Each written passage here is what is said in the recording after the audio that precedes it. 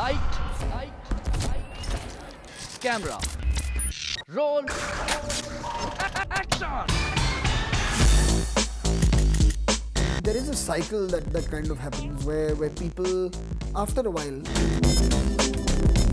emotionally exhausted with particular kinds of characters and they want to see new people. I think right now there is a certain change that's going on. Welcome to Bollywood story tellers, B town के gen next directors की कहानी। और हमारे आज के story teller हैं फरहान अख्तर, जिनका नाम बन चुका है स्टाइल, प्रोडक्शन डिजाइन और टेक्निकल ब्रिलियंस की न्यू एज पहचान। इनका नाम किसी मूवी के पोस्टर पर नजर आ जाए तो उस मूवी से एक्सपेक्ट किया जाता है सुपर स्टाइलिश स्लिक सीक्वेंसेस, और वो बन जाती हैं the most awaited movie for India's young urban audience. After all, it was Farhan who added the young zeal and spunk to Bollywood films with his directorial debut Dil Chahta Hai. I like things that look good, you know, and in my understanding of what is good, everyone has their own take. But still, I think within that, there has to be a certain honesty towards the kind of film that you're making.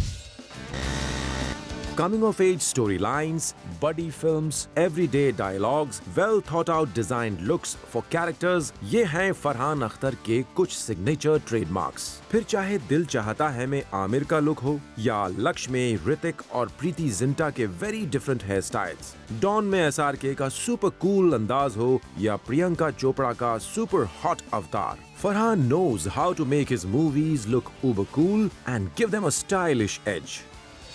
The thing that you definitely don't want is style over substance, is what you don't want, you know, but if you can kind of try and find a balance between the two and strike that balance, I think that's the best way for it to work.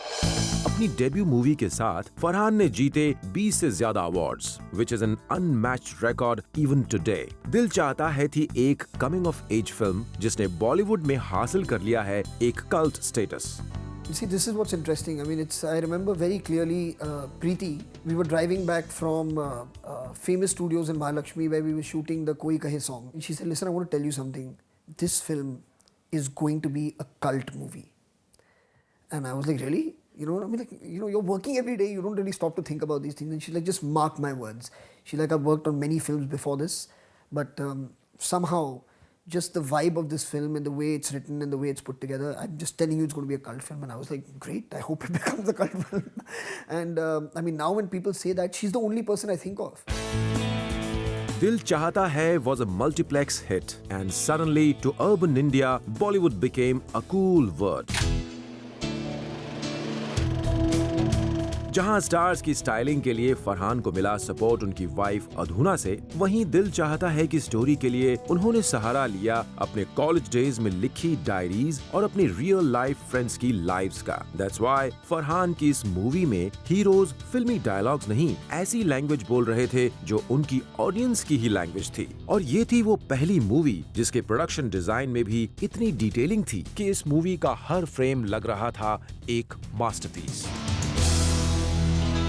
दिल चाहता है भले ही एक multiplex hit हो, but इसने फरहान को बना दिया था one of the most sought after directors in Bollywood. But दिल चाहता है तक का ये सफर सुपर स्टाइलिश फरहान के लिए इतना भी इजी नहीं था। Grandson of great lyricist Janisar Akhtar, grandnephew of poet Majaz और writer-lyricist extraordinaire Javed Akhtar and his actor-writer ex-wife Hani Irani का बेटा होने की वजह से राइटिंग और डायरेक्शन तो उनके जीन्स में था, लेकिन उसे डेवलप होते होते काफी टाइम लग गया। छोटी सी उम्र में फरहान को अपने पेरेंट्स का सेपरेशन देखना पड़ा। पेरेंट्स के इस सेपरेशन के दौर में अगर फरहान किसी के सबसे करीब थे तो वो थे उनके फ्रेंड्स और लव फॉर एक्शन मूवीज, और यही है उनकी मूवीज के रेकरिंग टॉपिक्स। इनफैक्ट उनकी डायरेक्टेड 4 मूवीज में से 2 हैं कमिंग ऑफ एज फिल्म्स और 2 एक्शन फ्लिक्स। इसके अलावा फरहान की इन यूनिक और स्टाइलिश मूवीज में एक और कॉमन थ्रेड है, उनके protagonists who are yet to find their calling. और करीब से देखें तो फरहान की लाइफ भी इसी पैटर्न पर चली है। पढ़ाई छोड़कर घर बैठे टीनेजर फरहान को भी नहीं पता था कि वो लाइफ में क्या करना चाहते हैं। तब तक जब तक उनकी मॉम ने उनको कुछ कर गुजरने के लिए पुश नहीं किया। फिर तो फरहान ने कई एड एजेंसीज और प्रोडक्शन हाउसेस की खाक छानी। वो 17 साल की एज में यशराज फिल्म्स की लम्हे के लिए कैमरा असिस्टेंट बने और तब उनको मिला उनका लक्ष्य, जो था बॉलीवुड का एस स्टोरी टेलर बनने का। और शुरू हो गई उनकी जर्नी।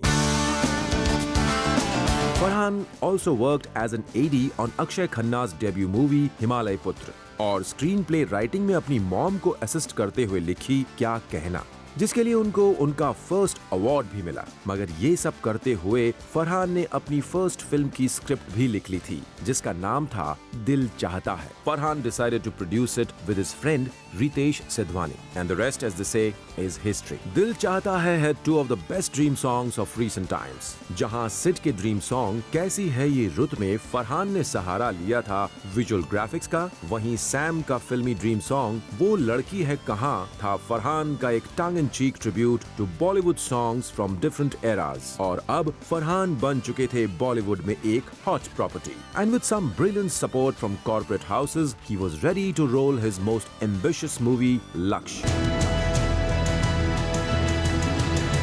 कैसे फरहान ने लक्ष्य के साथ ब्रेक किए बॉलीवुड में नए नॉर्म्स और फिर सामना किया अपने सबसे बड़े फेलियर का, we will see right after this short break on Bollywood story tellers, B town के जेन नेक्स्ट डायरेक्टर्स की कहानी।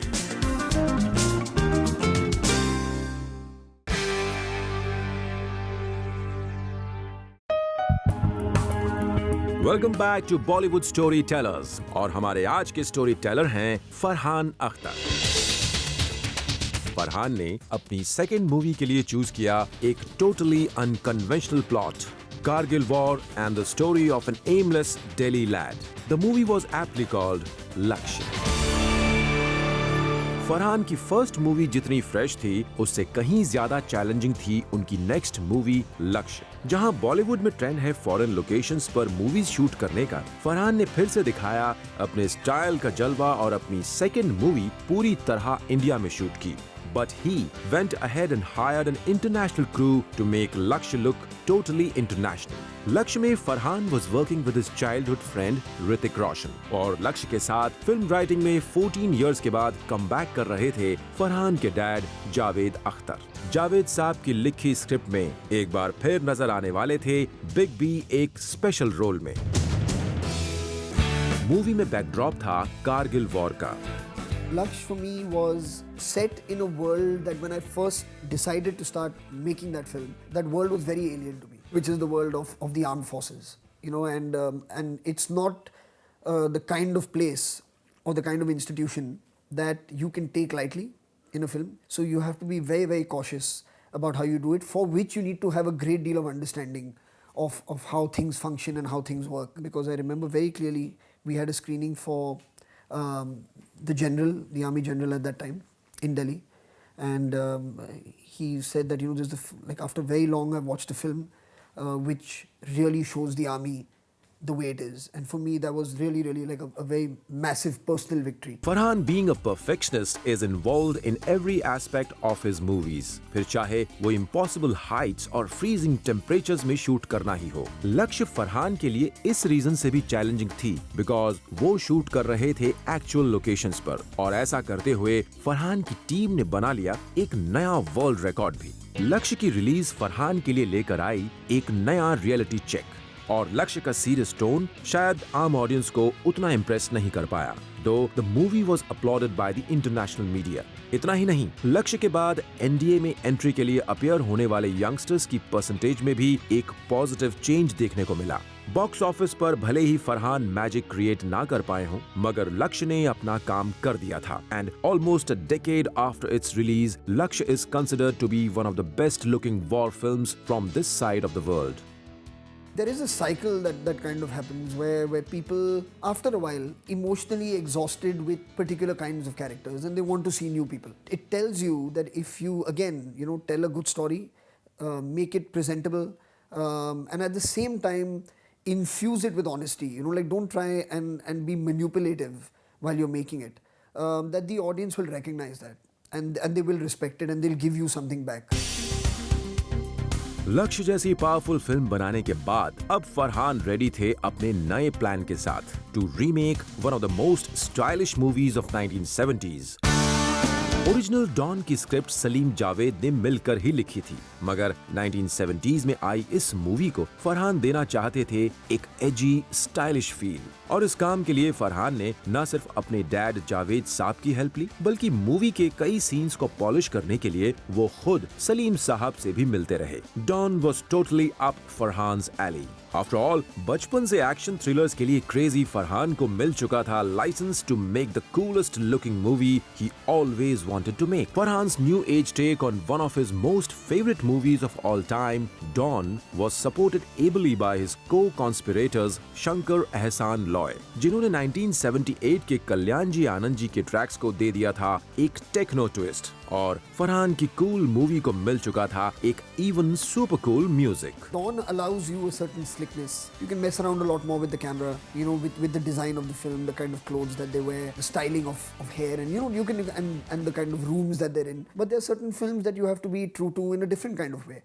So when you do a film like Laksh, for example, that I did, I mean, it was made very differently. It didn't have the kind of slickness that Dawn has, you know, and it belonged to another world. So you have to just try to be as true as you can to that, and Dawn allows you the freedom, you know, to be able to have all these elements in it.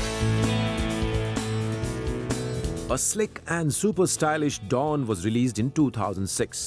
Big B की Don के fans ने भी माना कि this was the original remake, यानी एक ऐसी movie जो रीमेक होते हुए भी ओरिजिनल थी। मूवी में एसआरके के स्टाइलिश लुक्स और ब्रिलियंट सिनेमेटोग्राफी ने सडनली मूवी के स्टाइल कोशेंट को दे दी थी एक नई हाइट। स्टोरी और स्टाइल के अलावा डॉन का क्लिफ हैंगर क्लाइमैक्स भी अपने आप में था बॉलीवुड के लिए एक यूनिक टच, बिकॉज अभी तक बॉलीवुड का कोई भी फिल्म मेकर इतने कॉन्फिडेंस के साथ सीक्वल का हिंट नहीं दे पाया था। Farhan broke the norms once again with this climax. I think it is a character that people are interested in, and that reflects in the way people have some expectancy with this movie. That they enjoy the character, they enjoy the way Shah Rukh plays the character, you know. So I think it's a good combination of actor character that's happened with this film. I mean, yeah, at the end of the day, it is if, as and when something interesting comes along as a thought that where this character could go, because that's also very, very important. You can't just do a sequel for doing a sequel's sake. So if something does happen, I feel that it'll be great to take this character further. Dawn was a blockbuster hit, जिसने एक बार फिर फरहान को ला खड़ा किया था ए list directors की list में, और साथ साथ उनके उन क्रिटिक्स का मुंह भी बंद हो चुका था जिन्होंने लक्ष्य के बाद उन्हें वन टाइम वंडर कहना शुरू कर दिया था। अब फरहान सिर्फ एक फिल्म मेकर नहीं थे, he was ready to don a new hat of being a mentor and give some new age film makers a break. Farhan ने ये सब कुछ करते हुए कैसे किया खुद को भी reinvent, we will see right after this short break.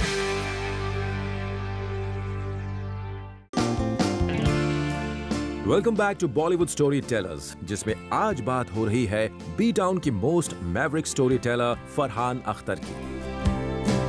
There is no such thing left as a typical film. I think the definition of typical film has only changed. So I don't know. I don't buy into that theory, which is why maybe my work looks the way it does and is construed to be the way it is. Farhan ने बॉलीवुड में अपनी stylish और उबर cool movies से अपना stamp छोड़ने के बाद अब गेम को नेक्स्ट लेवल में ले जाने की पूरी तैयारी कर ली। फिर चाहे वो उनकी long time assistant Reema Kagti की डायरेक्टोरियल डेब्यू हनीमून ट्रैवल्स प्राइवेट लिमिटेड हो, उनकी सिस्टर और partner in crime Zoya Akhtar की लक बाय चांस एंड जिंदगी ना मिलेगी दोबारा जैसी पावरफुल मूवीज, अभिनव देव की गेम हो, रॉक म्यूजिक के बैकड्रॉप के साथ रिस्क लेकर रॉक ऑन, या फिर एक dark romantic thriller Kartik calling Kartik.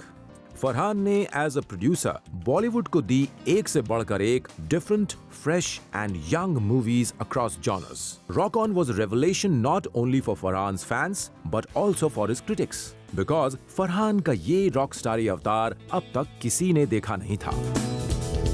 Rock on ने बॉलीवुड को फरहान के रूप में दिया एक सुपर सेंसिबल और थॉटफुल एक्टर, जिनको हमने इस मूवी के बाद लगातार कई एजी और ऑफबीट मूवीज में अलग अलग तरह के रोल्स में देखा। As a creative person, Farhan ने लगातार खुद के साथ एक्सपेरिमेंट करके किया है खुद को एक्सप्रेस और अपने फैंस को इम्प्रेस। Meanwhile, Bollywood अब तक डॉन के स्टाइल और लुक्स को मैच नहीं कर पाया था, and Farhan was ready with another milestone in technical brilliance and great style. For me, Dawn 2 is a lot closer to my take on what and the action film genre is like. This is the kind of action movie that I enjoy. So I'm kind of revealing my sensibility of or my kind of as far as this genre is concerned. Starring Shah Rukh Khan once again as the most stylish gangsters of all time, Dawn 2 became one of the biggest blockbusters of the year, and with its grand success, Farhan entered the 100 crores club effortlessly. मगर Dawn 2 के लिए फरहान ने technical brilliance को एक नया as दिया by converting the movie into 3D. Don 2 को पिछली डॉन और अब तक आई सारी बॉलीवुड मूवीज से कहीं ज्यादा पावरफुल बनाने की अपनी इस कोशिश में Farhan left no stone unturned. Film का एक एक स्टंट, एक एक मोमेंट बिल्कुल किसी हॉलीवुड मूवी की तरह कोरियोग्राफ्ड और प्लान्ड था, और फरहान के इस विजन को पूरा करने के लिए न सिर्फ फरहान की टेक्निकल टीम बल्कि डॉन SRK ने भी कोई कसर नहीं छोड़ी। शाहरुख खान का मच पब्लिसाइज्ड स्टंट जिसमें कि वो एक हाई राइज बिल्डिंग से जंप करते हैं, फरहान की विजनरी थिंकिंग और उनके इनोवेटिव प्री प्लानिंग की वजह से बन गया मूवी की सबसे बड़ी हाईलाइट और बॉलीवुड के लिए फरहान की टेक्निकल ब्रिलियंस का एक और माइलस्टोन। बॉलीवुड में अपने इस लगभग एक डेकेड लंबे करियर में फरहान ने एज अ डायरेक्टर की हैं सिर्फ 4 मूवीज, लेकिन ये वो मूवीज हैं जिन्हें बॉलीवुड में हर लिहाज से एक लैंडमार्क माना जाता है, फिर चाहे वो स्टाइल हो, एक्शन हो, म्यूजिक हो या फिर story telling. This multi talented story teller has showed the world he is master of all trades. Bollywood story tellers के जेन नेक्स्ट डायरेक्टर्स की कहानी में ये थी one of the most inspiring story tellers of a time, Farhan Akhtar की कहानी, उन्हीं की जुबानी। Every film that I make, I feel I'm making it for everyone. I feel that at the end of the day, to be entertained by something or to be emotionally moved by something is very universal. Next episode में फिर मिलेंगे B town के एक और hot shot से। Until we meet again, keep watching Zoom, India's #1 Bollywood channel.